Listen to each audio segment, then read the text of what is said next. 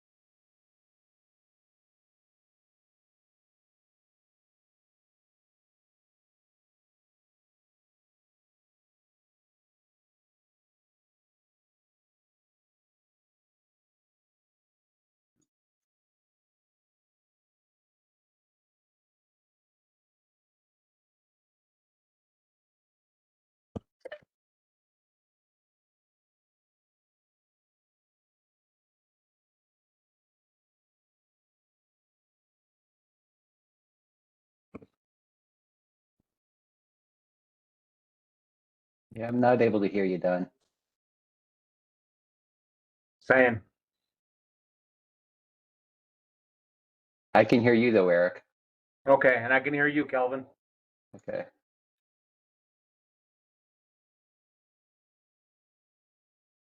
I'll let them know in the notes for Okay. the chat.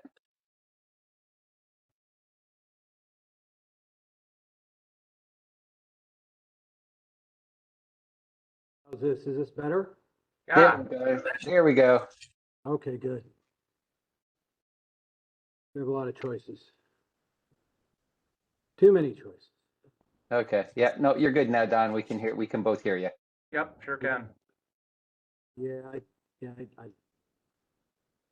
not sure if we turned on the other microphone. Can you see the welcome slides? Can't now. We could. No, we could earlier, but can't now. Oh. Share some more.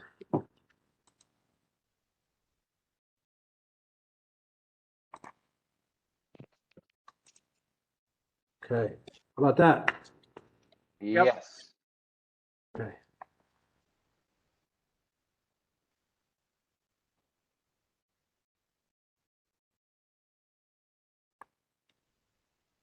So people can hear.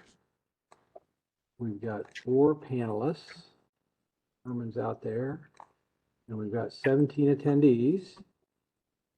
And for the attendees that are online only, you're missing an awesome feed here at the Regent. I'll have somebody come up and show you their plate in a minute. You all came in on mute. There's 21 people now, so hopefully you can hear. Somebody give us a thumb up or put something in the chat, let's say.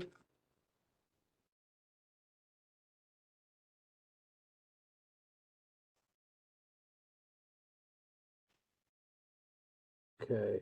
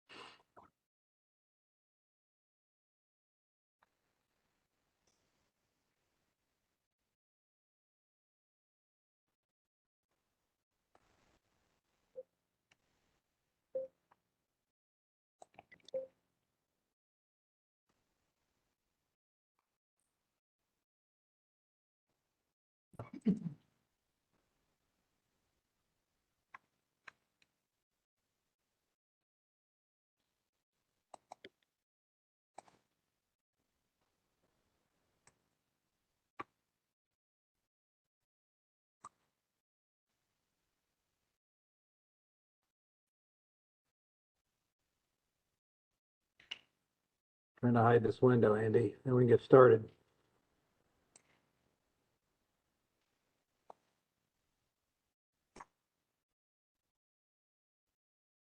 Calvin or Eric, what's the screen look like? Can you see the PowerPoint or is it just a garbled mess of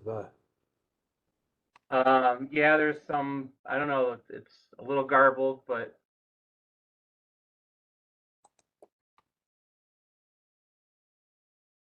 I can see it now. you see it now, whole thing? Yep. Okay, good.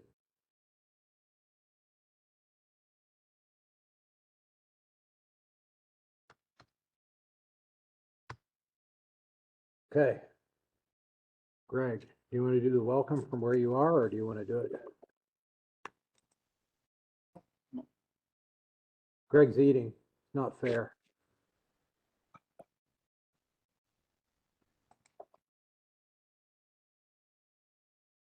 Turn it on. Yeah. Let's see. There we are. Okay. 6 o'clock. All right. We don't page it down. Oh, okay. All right. Well, I want to welcome to our, can't remember the last time we had an in-person event, but it's good to see you all and good to see you online.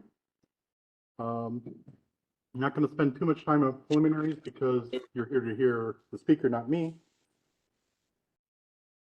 Here's our agenda. We're going to begin in a couple minutes with the talk. And then we'll have a leadership meeting afterwards, hopefully brief. We'll see how that goes. A little bit of about we're a volunteer organization, so we're always looking for new people to get involved. I myself got involved previous year as the chair-elect, vice chair. So you can start at the top if you so choose.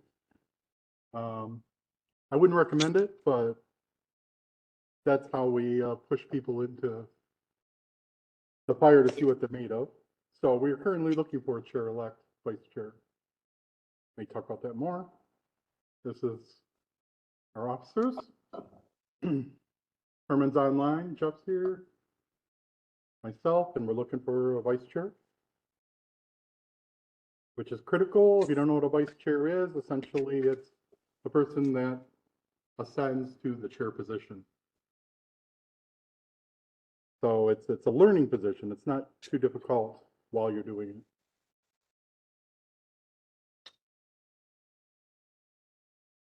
You can find information about our section on my ASQ. Our program for the rest of the year is up now. So you can look at that.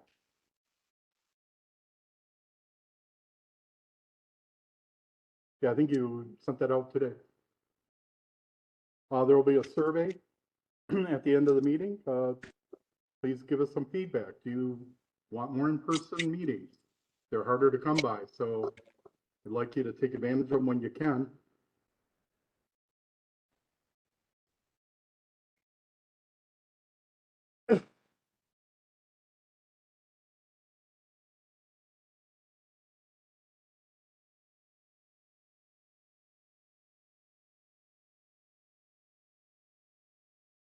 And I kind of looked at the bio and organized it a little bit, or at least the main points. So essentially, we have tonight, our speaker is an ASQ member. He's done almost everything that I can tell in the field of auditing. So for you that are CQAs, quality auditors, this should be a treat. I think almost all the body of knowledge is involved auditing to some extent. So that we're looking to make a case for change. Principles and practices are conducted. I think our speaker will talk about why auditing is where it's at, the background for that. And some of the conclusions we might look as we're looking to engage leadership. Look at the organization's business processes, particularly the ability to meet customer needs effectively and efficiently. And I'm just trying to get you the conclusions. Less effort should be expended on arbitrary aspects such as the calendar of audits and ISO clauses. So without further ado, let's bring up our speaker. Yep. So normally I'd be sitting in a corner with the chat window open. I do not have that today. So we are going to watch the chat window for Q&A, and about to run out of talent here to get rid of this floating window.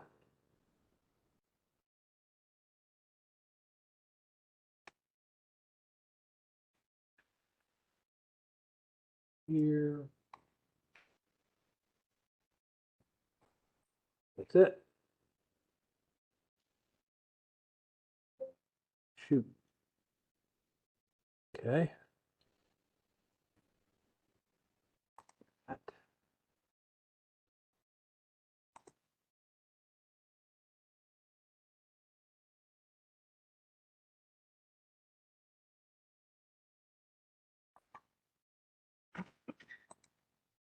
There we go. Screen. And Andy, I do not know what this nonsense here is. Hopefully you can work around it. You've done this a couple times. So get rid of this. Good. Everything looks good. Okay. So let's welcome Andy Nichols. And Hello, everybody, both here in the room and also online. So thanks very much, Don, for the opportunity to discuss the possibility of doing internal audits a different way. I've been very fortunate up until about a year ago. I was in a very unique situation for about 8 years of my career of seeing a lot of companies who, having been certified, were sending more and more people to auditor training. And the nice thing about having people in the room is that when we're talking about, why you sent here, what's the purpose behind the audits? Of course, now we've got an organizations which have been certified for some time. And I had about eight years or so of having the same companies send new auditor candidates. And some of the stories that they brought along were kind of got me interested. And as was said, I've been around the block a few times, as you can probably tell. I first got my auditor training in 1987. And I started to do some research because I'm semi-retired and I got this perception of a problem in the world of auditing. And I wanted to do a bit of research on that. And I presented a paper recently to a couple of the auditing bodies that said, I think it's time to start changes. And this coincided with an opportunity to speak to the ASQ audit conference last year in Reno. If you have a chance this year, I would encourage you to go. It's a great location, apart from anything else. The pepper mill in Reno is a great location, and Reno is a great city to visit if you haven't as well. But it is a great conference. You have a great depth of information. A lot of people that turn up, like myself, are either on the standards committees or are very, very deeply involved, right in the very hub of auditing, CQA exams and body of knowledge. So I wanted to share that with you. So it's worth looking at a little bit of a historical perspective on where what we understand as today as quality auditing, what most of the industry of teaching quality auditing is based upon. So where did that all come from? How did it get started? Also to have a look at the roots of quality management. Where did they start? So it's kind of looking at the intersection of the ISO standards and that kind of thing, and where did we start with what we know today as quality auditing. And some clues as to the fact that we have seen, and you may be experiencing, some of the problems that are associated with it. If you spend any time online in any of the more popular forums to do with audits, internal audits, I run about 4 different groups on LinkedIn to do with auditing, IATF internal audits, ISO internal audits. I was lucky enough to be able to create those groups. I would encourage you to come along to those and participate if you have a LinkedIn account. Search them out and come and join us and have some discussions about the day-to-day challenges of running internal audit programs. And something that I call Groundhog Day. If you've ever seen the movie, you'll know what Groundhog Day is about. So we'll take a look at that. And then I'll give you some clues as to what I think needs to change. Still kind of formulate my ideas on what that really needs to look like. But there are some very strong indicators. If you spend any time in the lean world, lean manufacturing, toy production system, there are some very strong clues as to a tool that could become the model for doing internal audits. Happy to take questions at the end, of course. For everybody who's online, fill up that chat box and we'll look at that. I'll deal with them in about 45 minutes time. So where did quality systems come from? So I got my start in industry doing a NATO contract, the North Atlantic Treaty Organization. we had a contract with the Shape Host Nation Management Office out of Mons, Belgium. And this was before ISO 9000 came along. So my company had to be compliant with a contractual requirement. We had to deliver 33 specialist machines, computers, to Shape, and they put them in a communications bunker in every country from Norway to Naples. And they said, if you're going to do this program, you're going to have a quality program. So they gave us what they call NATO AQAP 4, which is also pretty much similar to MIL-Q 9858A, if you've ever come across those numbers. So, so the whole idea of quality used to be, if you were involved with a supplier and you wanted to be assured of the quality of what you were buying, you got them to put something in the contract with you. Submit a quality plan, submit to doing audits, submit test samples, first article inspections, those kind of things. And it was all very much an individual quality system requirement. In fact, when I had a regular daytime job as supplier quality manager for a major metrology company in the UK, one of my suppliers had 14, count them, 14 different quality systems being operated for each of their major customers. And those 14 quality systems, 14 different binders, 14 different sets of procedures. What did they all basically say? The same thing. So whether you supplied Black & Decker, whether you supplied whoever it was, there was a good chance. And what typically goes along with that? Audits. Audits.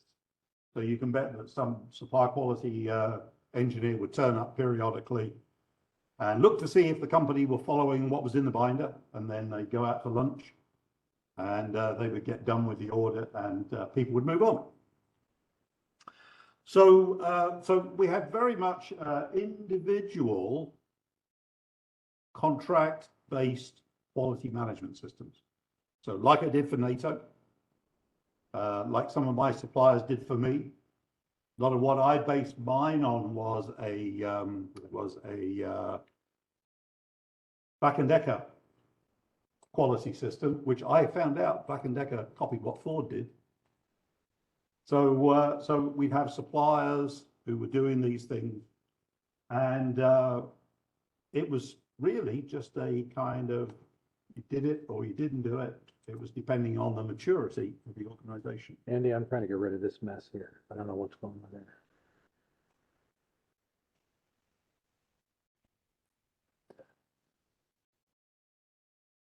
Oh, sorry. I did. Yeah. Now it's going to start. Now it's going to start closed captions, which we don't want.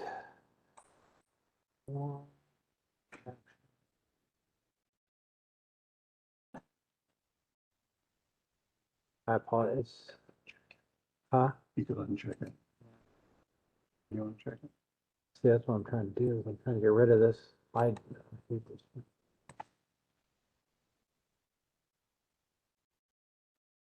Mm-hmm.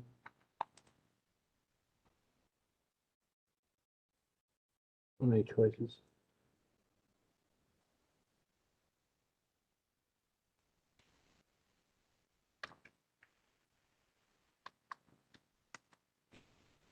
So I think we're going to have to suffer with this. It's stuck. It's stuck. Nope. Nope. Well, we're going to restart the WebEx, but I don't want to do that right now. So I apologize. No, Okay, we'll just have to soldier on. Oh,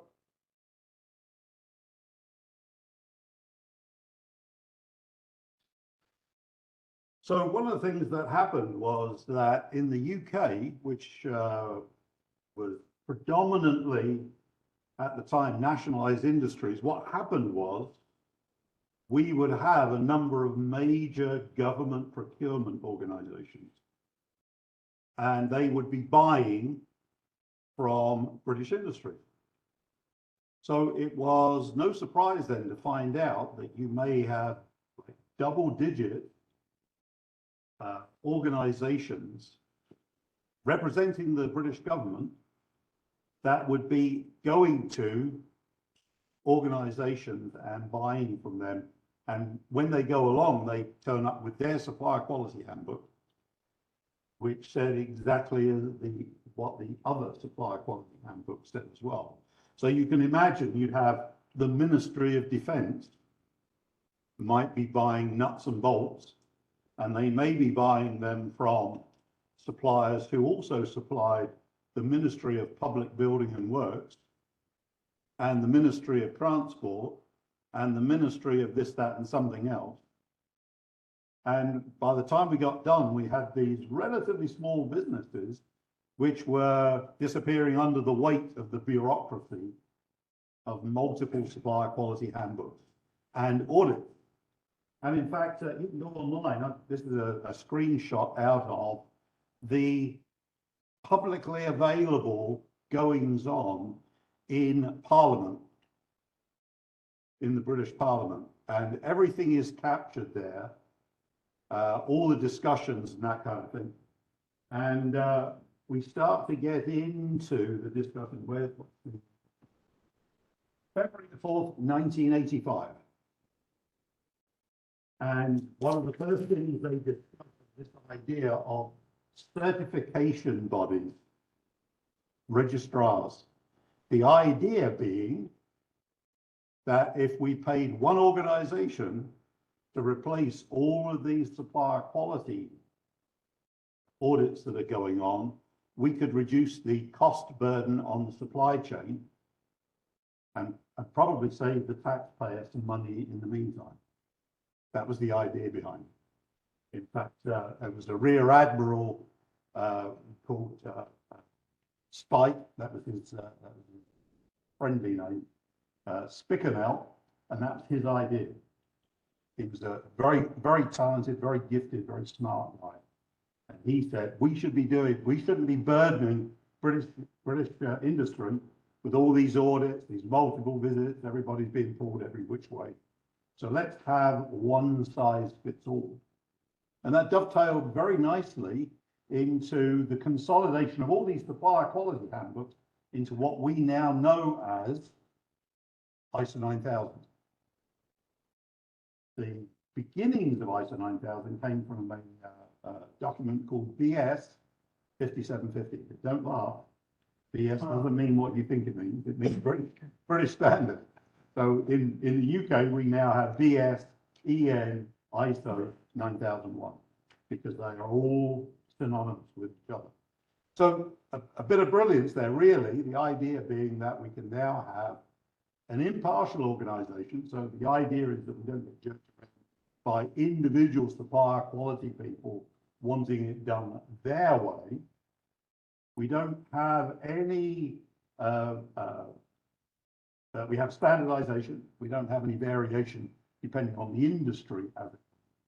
And generally speaking, this was seen as a good thing for industry as a whole. And in fact, this was the very genesis. And you can see it's mentioned a couple of times. You can go online, you can look up Hansford. And this kind of thing is discussed. If you ever listen to BBC Radio 4 on an app, you can actually, they go through something yesterday in Parliament. It's a great show to listen to, some of the things, a bit like C-SPAN, but on the radio. But you can see the whole idea was the National Accreditation Council. So this is the very genesis of what we know as the certification world today, certifying to all the ISO standards and CMMI and all those kind of things. This is where it started. Okay, so you know, it's worth knowing where you're going if you know where you come from. So you can see there were a lot of government procurement. The MOD, of course, Ministry of Defence, Department of Defence, that's one of the bigger ones. If you've ever been to London, England that is, not Ontario. If you ever go to London and wander around in London, it might be worth knowing that about 80% of the buildings in London are owned by the British government, or were at one time. A lot of the facades, a lot of the buildings are owned by the British government. They may lease those buildings out to people, to organisations, but the actual buildings themselves are owned by the British government. They buy tons of material. They buy tons of product. The Ministry of Technology, I was an apprentice to the Ministry of Technology. So they buy a tons and tons, millions of pounds worth of product. British Rail, at the time, was the nationalised rail system. It's all been privatised, but now going through renationalisation. Imagine keep a train network alive and running. That's hundreds of thousands of pounds worth of equipment being purchased. Our utilities were owned by the government. Electricity, generation of electricity, the gas supply, that's the natural gas, not gasoline. All of that was owned by the British government.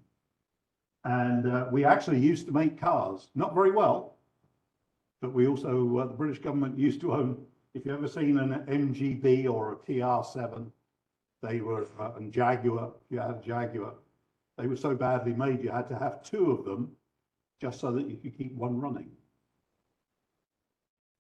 I'm sorry to hear about that. So you can imagine a lot of suppliers are actually supplying multiple entities, and this whole burden of multiple audits, multiple quality systems was quite considerable. So then when ISO 9000 came out, we had this big sigh of relief, and you can see from a timing point of view, 1987, shortly after that, right around 1990, LRQA actually was the first to be an accredited third party that came out of it was part of the old organisation of Lloyd's of London that used to do ship certification. So anybody that's been around product certification will recognise that a lot of the registrars, that's where they got their roots. BSI, Underwriters Laboratory, now out of the industry, American Bureau of Shipping, BVQ, something we were mentioning, NSF earlier on. What's NSF's thing? Product certification. Things like faucets and down well pumps, all kinds of things like that. You've got to be NSF certified. So that's where a lot of registrars came from, was this product certification one. So quality systems was not something new to them. And then when ISO 9000 came out, if anybody remembers the 1987 version, clause 417, internal audit, you got to do them. Okay, so if you were being required to be certified, because now we've taken away the supplier quality requirement, you've now got to be certified. And in fact, the British government made it a mandatory requirement. If you want to supply the British government, you have to be ISO certified. Because they just laid off a bunch of SQAs. So they now made it a requirement. We're not sending anybody in there anymore to go and check on your stuff. We're not going to audit you anymore. You are going to have to show us that you've been audited. The burden of proof is on you, not on us anymore.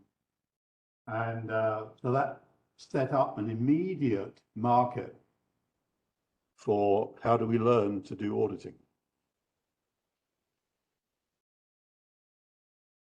So what actually happened in the industry was, before 1987, we had a lot of government procurement organisations that were auditing suppliers, British businesses, maybe a few not British businesses as well. maybe we could only get some of our stuff across the pond, across the channel.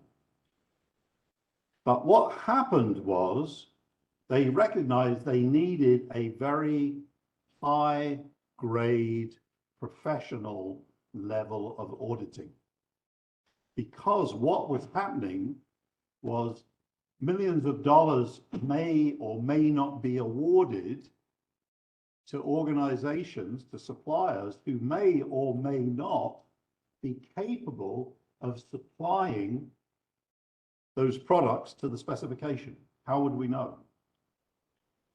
And indeed, lots of questions get asked in Parliament of the various members of Parliament, asked by the members of Parliament of the various ministers.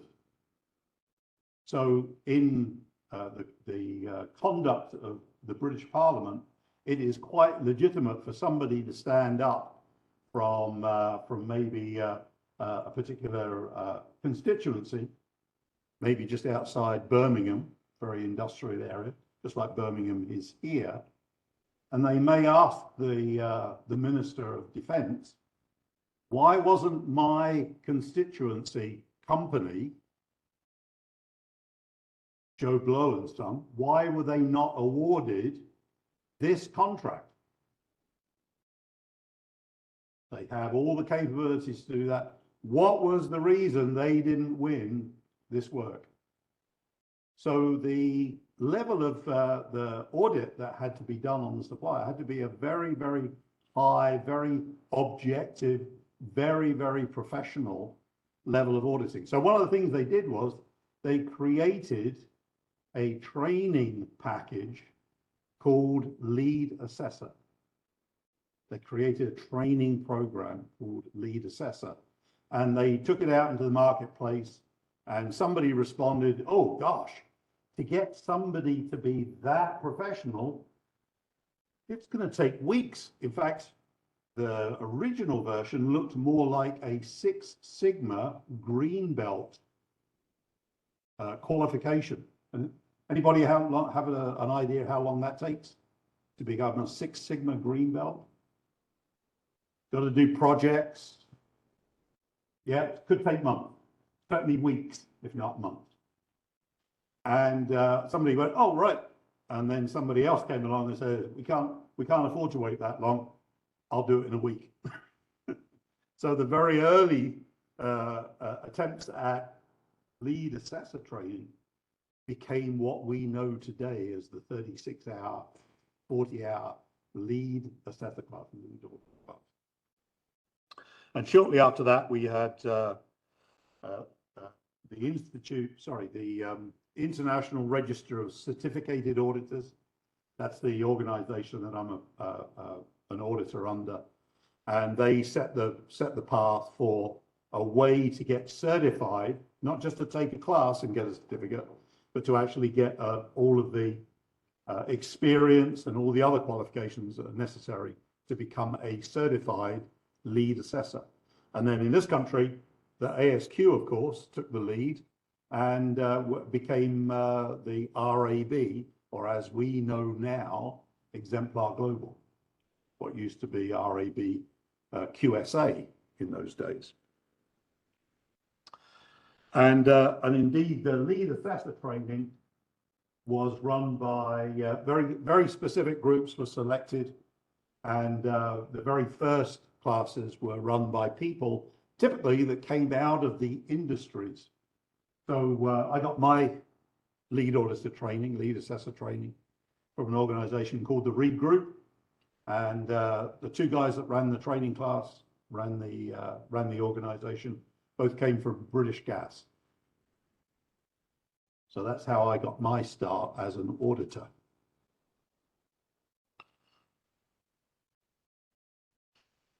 And then eventually, just to make sure that the standards were kept, IRCA came along, and then RAB came along, just to make sure that there was a composite picture of not just attending a class, not just getting training, but also demonstrating, like a green belt would have to do, demonstrating some project experience which anybody in the class, anybody in the room here actually a certified lead auditor and have gone through the process. So you've got to do a number of hours a year to qualify, and to keep qualified, you've got to have somebody else on a team to become a team leader, if you like. So all of those things, fairly expensive, and it's quite difficult to actually get the experience these days. Because who's going to give that up? Who's going to give up the time to, got to get about 40 hours worth of auditing, and weeks worth of auditing is quite a lot. So that's where we were. That was supplier auditing. But ISO requires internal audit. So we've got this situation where we've got a standard for supplier auditing, second party audit of quality systems. And then ISO 9000 clause 417 comes along and says, hey, we've got to do internal audit. So somebody said, okay, so we don't need all of that lead auditor stuff.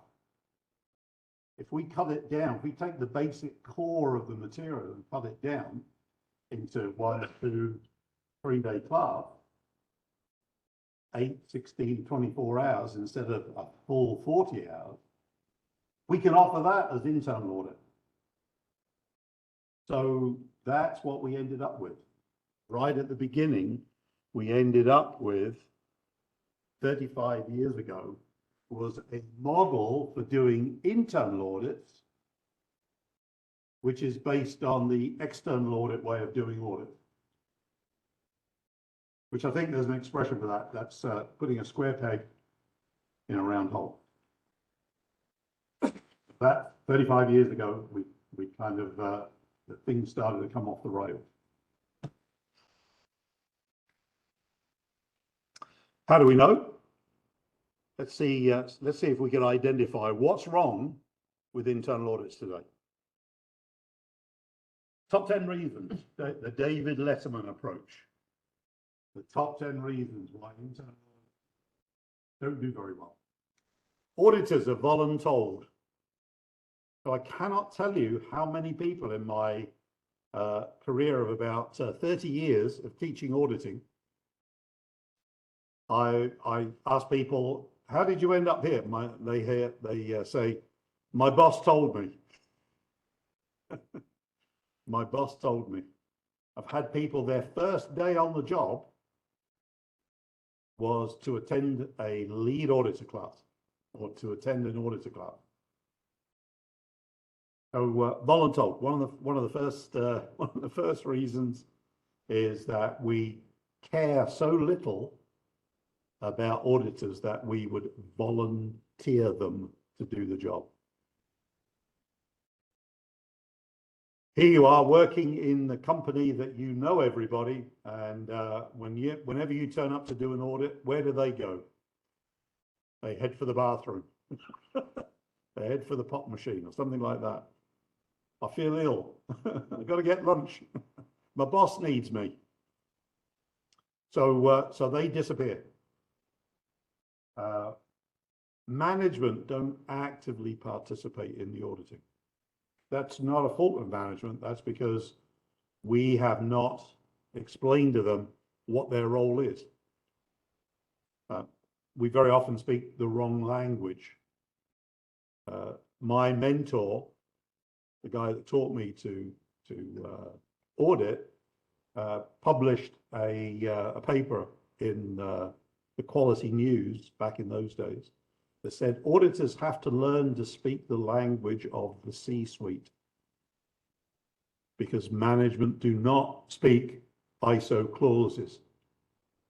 You might just as well speak to them in a different language because they'll never get it. It's not their job. I encounter a lot of auditor burnout.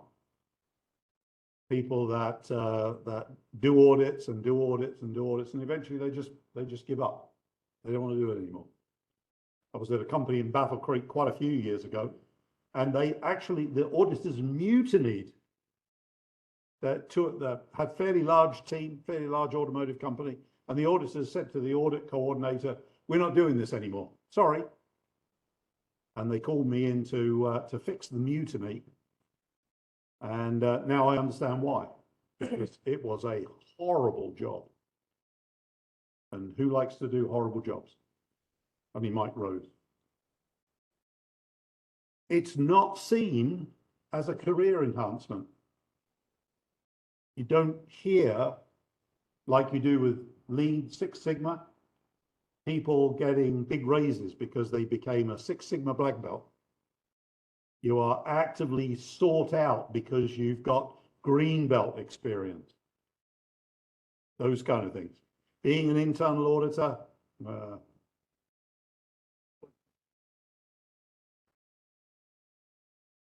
correct. No, apparently. Well, I mean, we could have a discussion. I think. Yeah, yeah, absolutely. Would it shock you to find out that in one afternoon, an internal auditor at a company in Milwaukee found $8 million worth of savings doing an internal audit? The president of the company he became an evangelical about the quality management system and auditing. That was 6 months worth of sales revenue that could be generated without having to talk to the customer. That was the equivalent. The mouse. It. Zero, sorry. Uh-oh. Now what?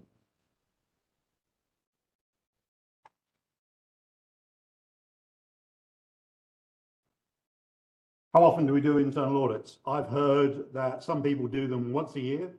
They do them just before the registrar comes in.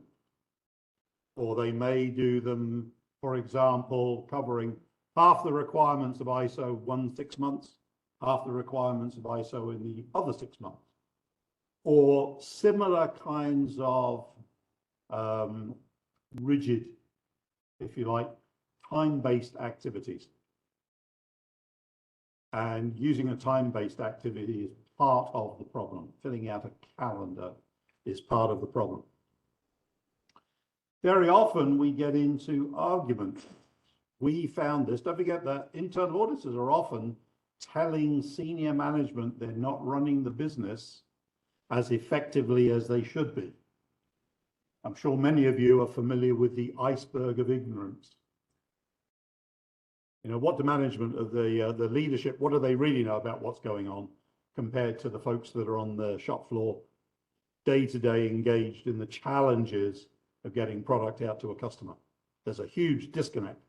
So really what we're doing is we're asking auditors to work at the bottom of the iceberg and deliver that to the top of the iceberg in a way that those folks understand. And yet we don't use the right language. So very often there's an argument that ensues about whether there's understanding of those things. Incidentally, if anybody wants this, all this will be made available to you online. You can actually find it on the ASQ audit division in their library as well, if you need to. So we talked about audits and mutinies. Corrective action not taken seriously. Keep going back and we haven't fixed it, kick the can down the road, or any other flavor that you like, arguing with it, those kind of things. And possibly the number one is using what I call canned checklists, taking the standard, turning it into a question. Does the organization have something like that? Now, imagine turning up and asking somebody who has no idea what you're talking about and asking them about the context of the organization. And what kind of answer do you expect to get from people? Oh yeah, we got that.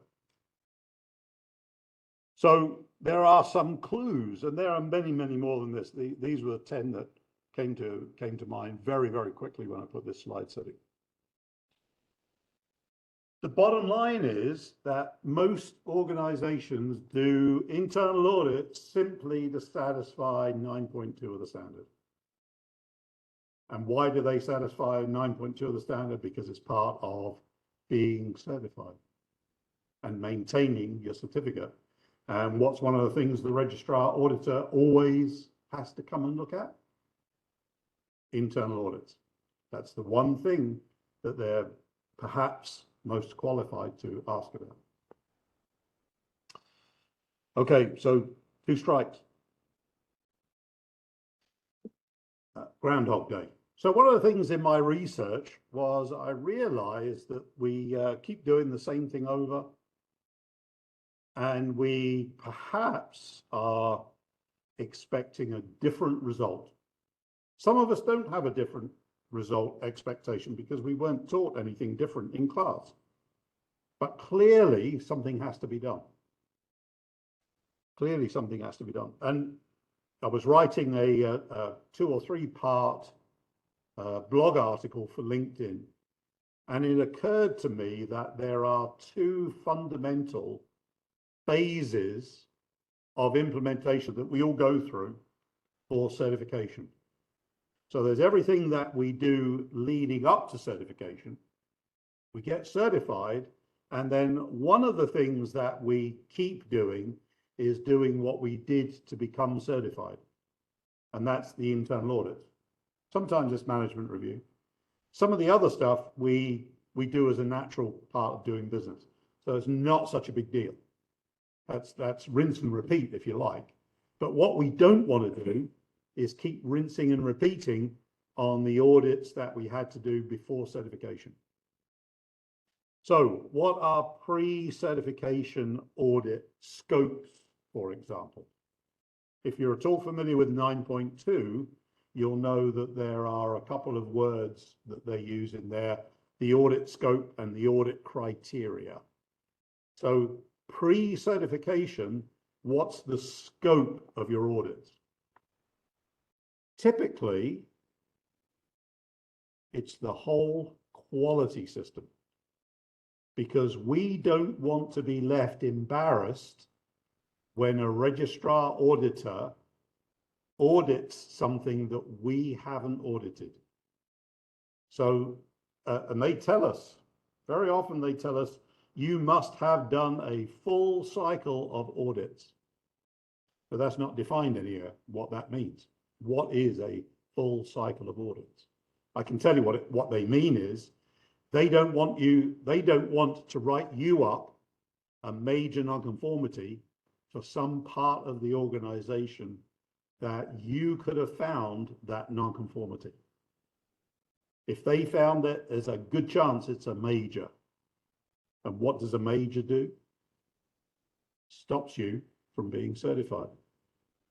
So, and there is some sympathy, of course, that you should not have gone for certification if you haven't yourselves found everything that there is to be found, especially with an outsider coming in.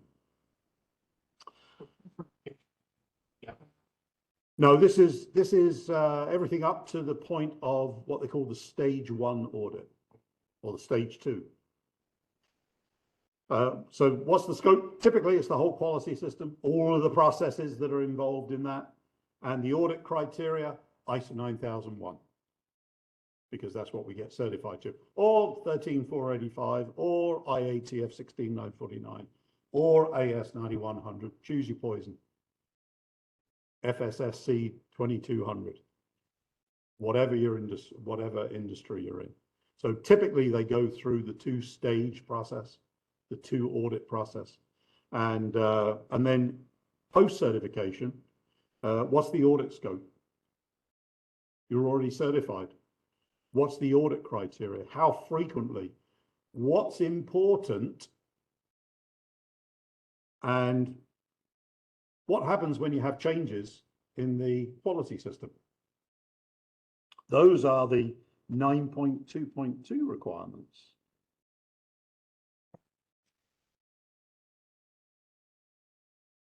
Yes, yeah. So certification bodies are required by ISO IEC 17021, which is the accreditation requirements, the quality system requirements for a certification body.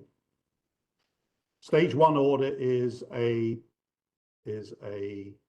kind of desktop audit to make sure that the organization that's going to be certified is ready for the audit.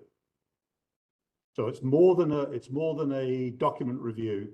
It's actually a chance for the auditor to come and find out what you do, so they don't walk into a train wreck.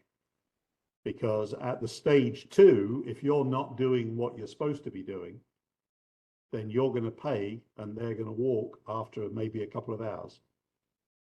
So the stage 1 audit is a preparation and planning event. Have you done internal audits? Have you done management review? Are there indicators that the quality system is delivering to quality objectives? Have you done any improvements? Did you get any feedback from the customer? Such that when we come back, typically about 30 to 45 days later for the stage 2, that the whole thing is not going to, the wheels aren't going to come off. There's a good chance that the company will be successfully certified. They'll pass the audit. So that's the certification audit, is stage 1, stage 2. So typically in pre-certification, ISO is the criteria, the whole quality system is the scope.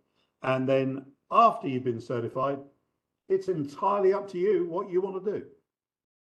But it can't be the first 2 things you did, because that's Groundhog Day. Why would you keep preparing for certification if you're certified? So what's the difference? External audits. Don't forget, this is a model. We're using internal audits based on an external model. So let's compare and contrast the differences between internal audits and external audits. External audits, minimal planning. Minimal planning. You have to go down and visit a supplier in another part of the world. How much planning can you do? You're going to jump in a plane and go and visit them, get to see what they do, get to meet everybody, and then plan your audit? I don't think so. You may not even be able to do that for a sister plant in another state. Organizational information. How much do we want to share? How much does your supplier want to share with you before you get there? That's really useful information. What's your yield, for example? What kind of rejects do you get as a supplier? Do you want to share that with the customer beforehand? Maybe not. The duration is regulated. Registrar auditors have to follow very well published. If you're at all familiar, unfamiliar and want to look it up, iaf.nu is the website. That's the International Accreditation Forum, iaf.nu, Nancy Union, and look for MD, mandatory document, MD5. That tells you exactly how many hours your audit should be. Now, if you're IATF and AS9100 is in other books, but if we're talking about a quality system audit, like an ISO 9000 type certification audit, that is publicly available information. How many hours they should spend doing audits. Auditors are generalists. I was a certification body auditor for about 3 years. And so, yeah, I've got some industry experience, but really I'm a generalist. I might have some specific knowledge. I work for Xerox, for example, but how many photocopier companies are ISO certified?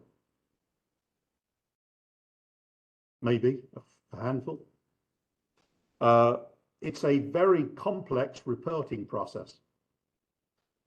Certification bodies, external auditors, supplier auditors have multiple customers. Could be the purchasing people, could be the regulatory folks, could be the organization they're auditing. There may be as many as 5 customers for an external audit, the accreditation bodies. And they also have multiple customers. It's relatively low frequency. Most of us, our certification audits, the ongoing things, are only once a year. So your registrar only turns up maybe once a year at your site, unless something's gone bad. And their main focus is on simple compliance. Can they check the box? Are you compliant? Did you follow the process? Internal audits, on the other hand, we have the maximum opportunity to plan our audits. We can sit down with the people involved. We can engage with management, for example. We can go out onto the shop floor and talk to people about what challenges they face. And we can bridge the gap in the middle. We can make sure that everybody who is involved in a process is part of our planning. We have an open book in that respect. We're not limited by who we can talk to. We should have some form of program management. So one of the things that I'll talk about in a while is that we get taught to audit. We don't get taught to manage an audit program. We get taught to manage an audit, but we don't get taught to manage an audit program of multiple audits. We should have the availability of the maximum amount of information. And we know where the skeletons are hidden at work, or we should do. We know what the challenges are with particular customers, whether we've got a rotating door of hiring and losing people after a couple of weeks. All those things should be known to us. You can spend as much time or as little time doing an audit. It's not regulated. Whatever it takes should be the byword. Auditors should be, can be specialists. So how many here would be okay looking at, for example, auditing information security?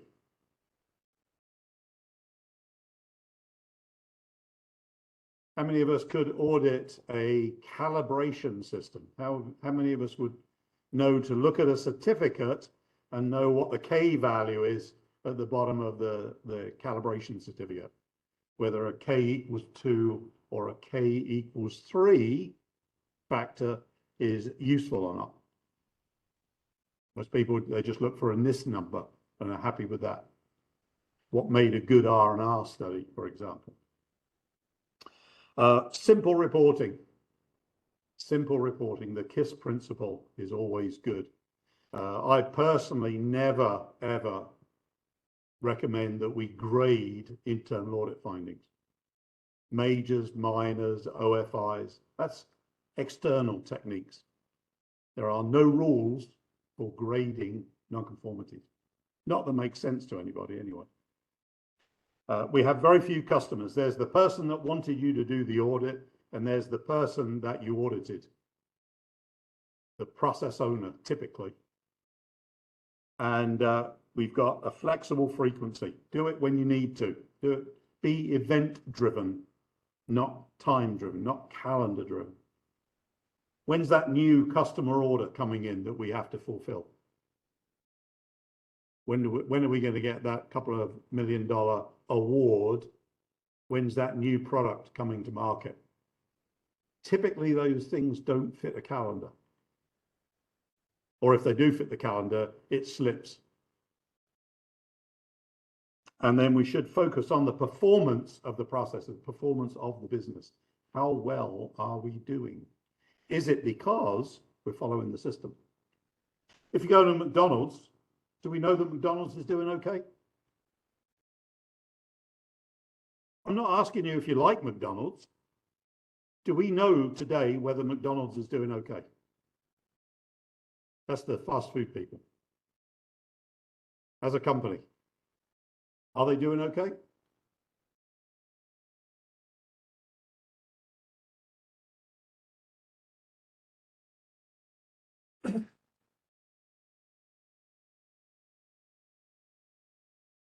Yeah, yeah. Yep. Yeah, yeah. So, yeah. You can audit. And in some communities, 8 o'clock in the morning or 7:30 or 6:30, how big is the line around the McDonald's? So whatever they're doing, people keep going back. That's a performance thing. That's a performance thing. A lot of places closed down, McDonald's didn't, when the going was tough. So they're satisfying customers. Strike 3. So we've got to get out of Groundhog Day. We've got to stop doing the things that got us certified after we got certified. So stop worrying about things like covering all the clauses. Stop worrying about whether we comply with all of the clauses once a year or twice a year or over a 3-year period. Focus on things that management are interested in. I tend to ask questions of my management teams. What keeps you awake at night?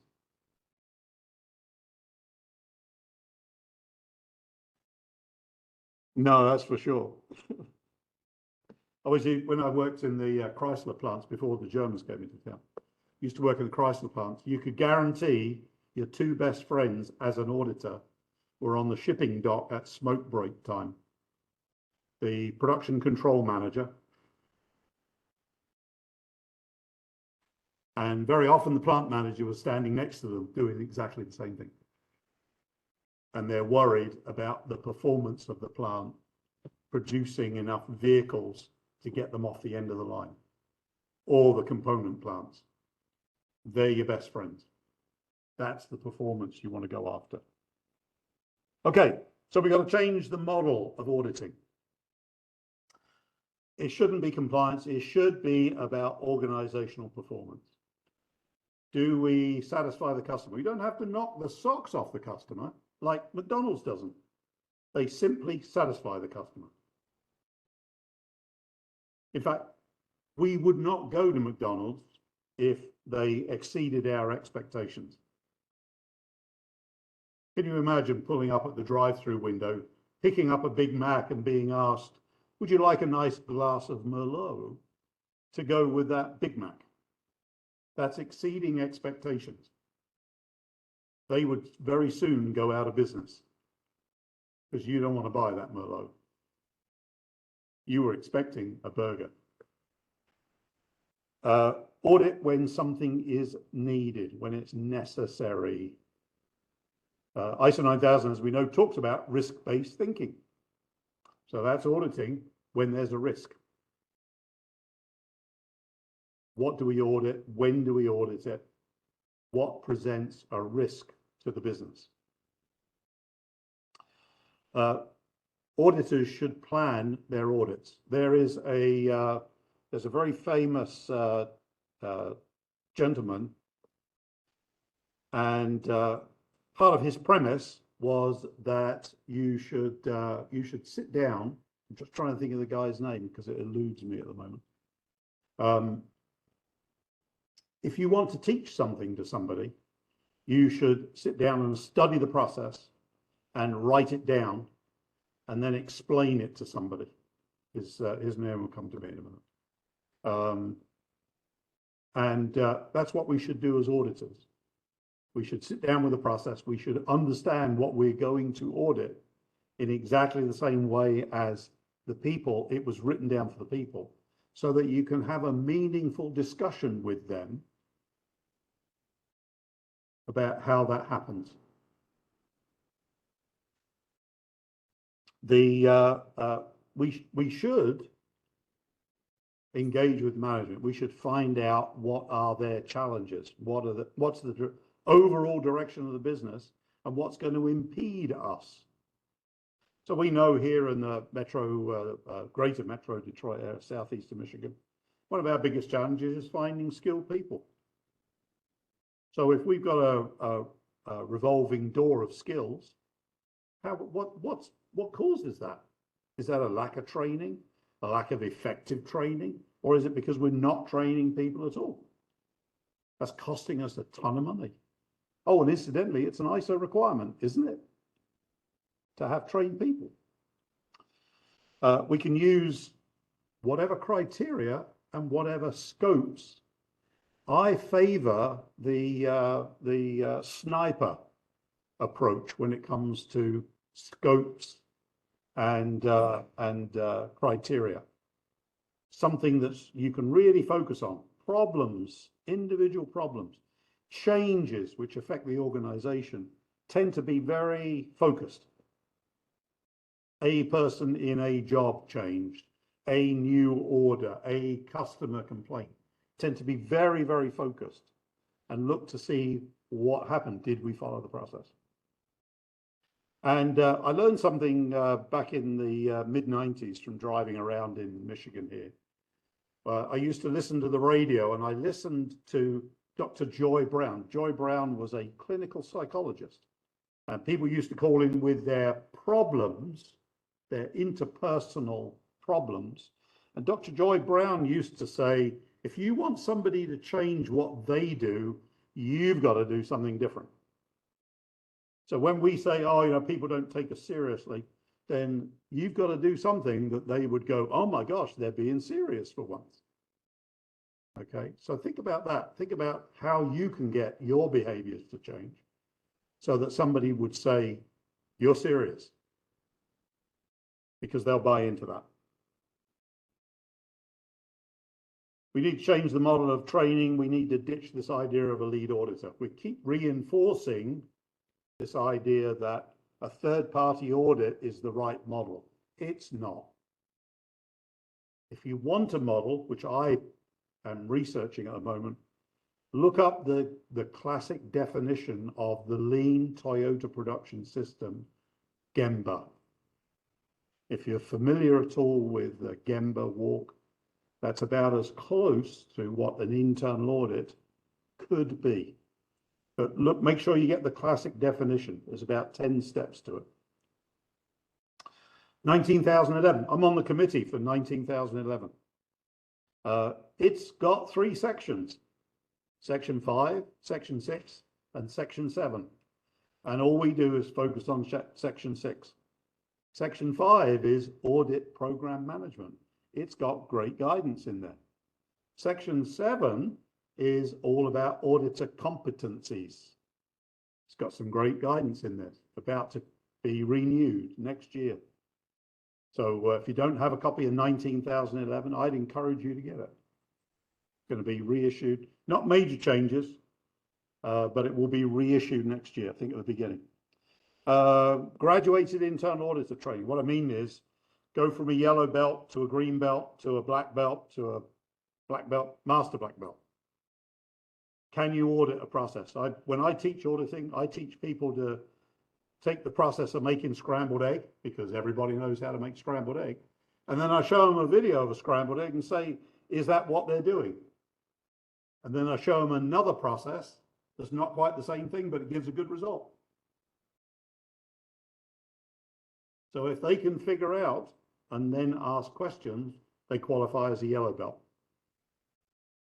And then we go off and do some actual audits, and then they qualify as a green belt, when they can write up findings and all those kind of things without reference to the standard. Exemplar Global have just launched a new audit program manager qualification. I wonder where they got that idea from. So Exemplar Global, they're the people that certify internal auditors across a number of standards. They have recently, just within the past few weeks, released a new certification program, Internal Audit Program Manager. That's how to do some of these things. I was instrumental in getting them to think about it differently. And focus on performance. You're not doing it to satisfy the registrar. Not their job to be satisfied. It's your job to satisfy your management.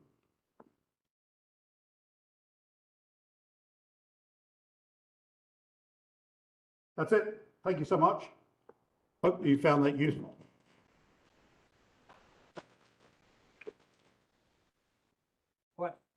Only one question? The only question chat Eric asked about the difference between stage one and stage Stage one, two. stage two. Yeah. Is I'm watching the chat on my phone. That's what I haven't been doing TikTok over there. I've been watching the chat. So are there any other last minute questions from the chat? Going once? If anybody wants to email me, of course, they can Yeah, do that as well. I think, so the email that we've been corresponding with is the one that I will put in the follow-up? Yep. Okay, so when you log off the WebEx, number one, you'll get a pop-up with a survey. We appreciate the survey. That's where we get topic ideas and speaker ideas. Number two, tomorrow or the next day, probably at this point, let's go to a baseball game Wednesday, so probably Thursday, I'll send out the RUs and I'll post the meeting follow-up. I'm not sure if I hit the record button, so we may not have an AV recording, but we will have Andy's slides and Andy's email and his contact. And I'm sure you're very findable on LinkedIn. Is there anything in the room? Questions, comments?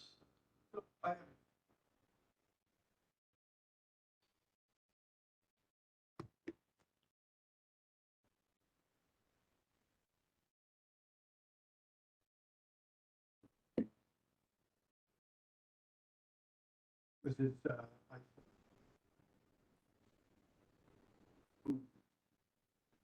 that's Oh, yeah. 45. So with what we're doing, the occupation.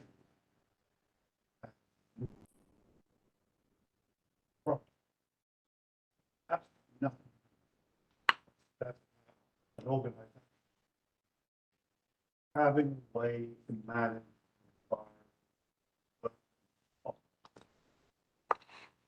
slip and fall, chemical safety,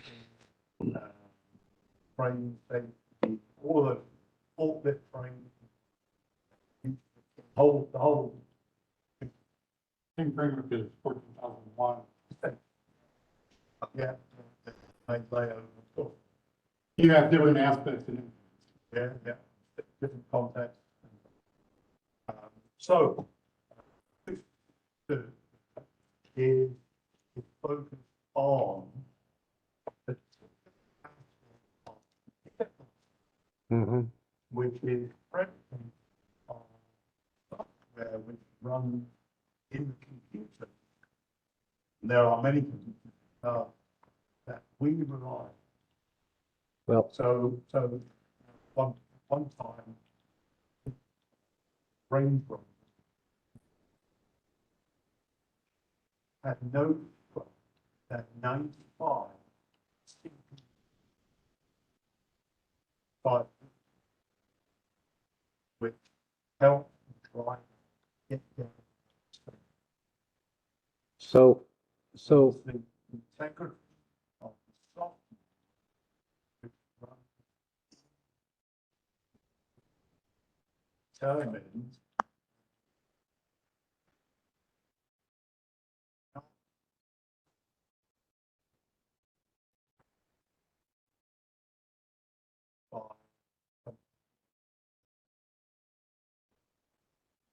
by the last time I purposefully worked, I was an ISO 26262 person. There are hardware parts of 26262. There's software parts of ISO 262. There's requirements traceability. There's the ability to demonstrate a fit rate based on the ASIL level, automotive safety integrity level. If you're doing it properly, I guess I'd say you'll start with top down at a vehicle or a mission level hazard and risk assessment functional. So it's more than just software, and it's more than an audit. So to me, the work we were doing, I didn't feel like I was threatened with somebody coming in to audit my work because it was kind of inherent in the process. Right. it's an implementation. Set of requirements. I- Yeah.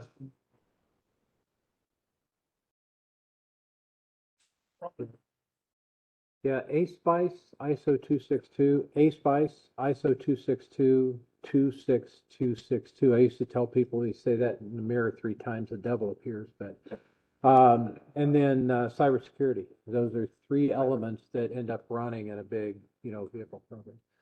I had a question about, are there audits of audit processes?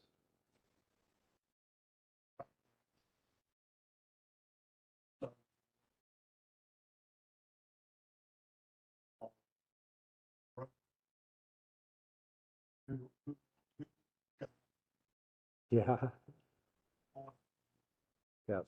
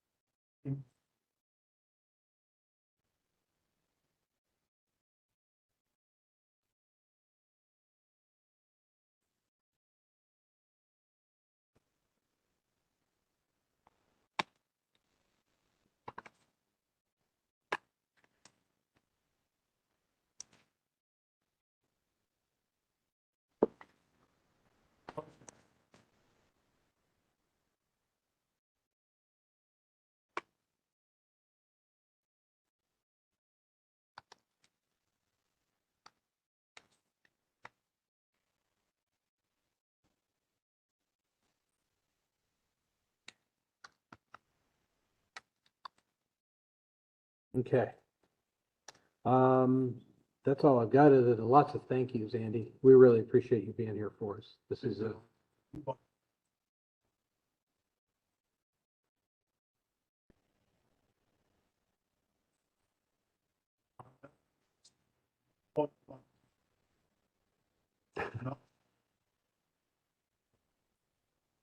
Yep.